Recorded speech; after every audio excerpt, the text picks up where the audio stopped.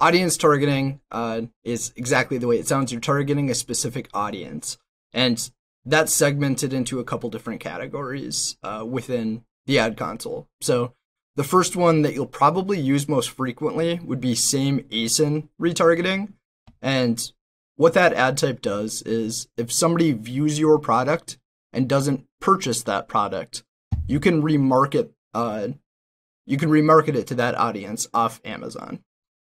Another type would be similar product, and that's a higher funnel approach where the audience looked at a product that Amazon determines is similar to yours. So they didn't specifically look at your product, they looked at a comparable product and didn't complete the purchase. In a case, if you're using that targeting type, then your product would be remarketed to that audience. You can also do category audience targeting. So very similar to like category targeting on the product targeting side, except you need to drill down in Amazon to pick the category. So if you're selling tennis rackets, you could remarket your product to somebody that searched in the tennis category. There's searches as a subtype to audience targeting, and that's where somebody searched for something similar to your product. And then there's also purchases. That would be an audience that actually purchased the advertised product. All those different options for audience targeting, I would recommend probably same ASIN retargeting and then purchases retargeting depending on your product. So if you're like in supplements or beauty, anything that's consumable, purchases is a pretty awesome ad type if it's available to you. And then retargeting, if you're looking for a higher funnel approach, just same ASIN retargeting tends to do the best out of each of the audience retargeting. Yeah. So just to break it down a little bit, so sponsored display, you can either pick product targeting or audiences. So we're on the audiences side. And then once you get into audiences, you can select which audience you want to hit. So those first couple options that Matt talked through, they all go under the views remarketing umbrella.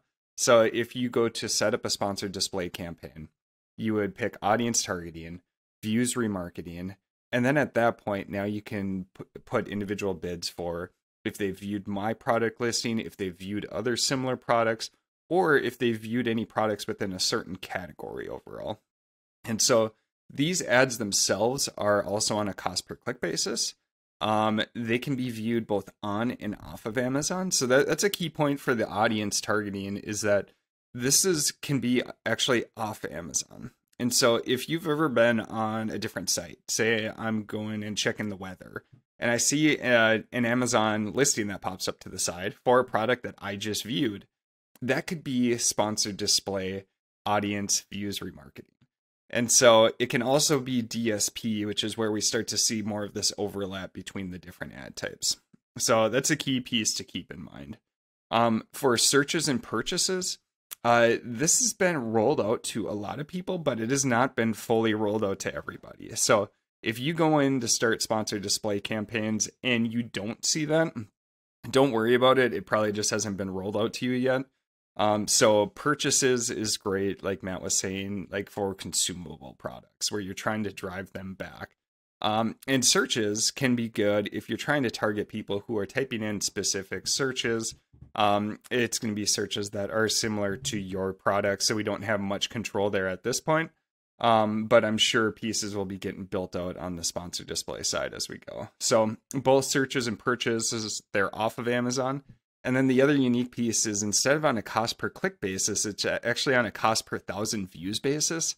So a lot of advertising outside of the Amazon world is actually on a cost per 1,000 view basis. So this is one kind of instance where they're going into that side. Again, this hasn't been fully rolled out to everybody, but I would definitely test it, especially purchases if you have a consumable product where you're going to drive them back for repeat purchases overall.